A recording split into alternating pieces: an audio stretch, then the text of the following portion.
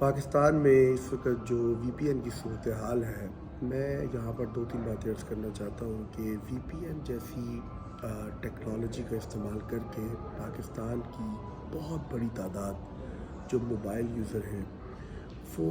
ان sites کا پاکستان میں بے دریغ استعمال کرتے ہیں کہ جن کے اوپر اس وقت گورنمنٹ اور اس سے ملک تمام ادارے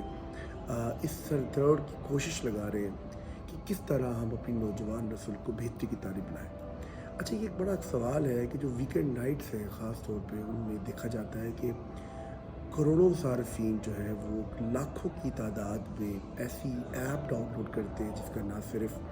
پاکستان کے اجتماعی صورتحال کے خراب ہونے میں ایک بڑا گہرا تعلق ہے۔ اس کو سیاسی پس منظر سے، مذہبی پس منظر سے اگر آپ دور رکھیں تو یقیناً آج کے معاشرے میں جہاں پر انٹرنیٹ کی وجہ سے موبائل ہر انسان ہر بچے کے پاس ہے، وہاں پر آپ وی پی این جیسی، میں کہتا ہوں کہ بہت ساری ایسی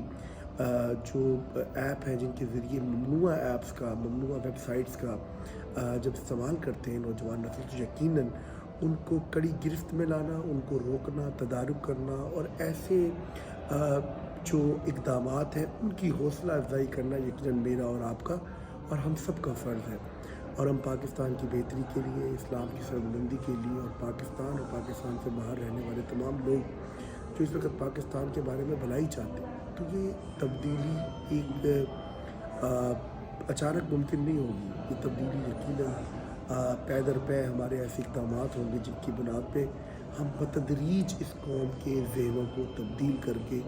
سیدھی راہ پہ گامزن کرنے کے لیے اقدامات کریں گے، جس میں قوم کے بڑے، قوم کے چھوٹے، قوم کے بزرگ اگر سب شامل ہوں گے تو یقیناً پاکستان بہتری کی جانب گامزن ہو جائے گا انشاءاللہ۔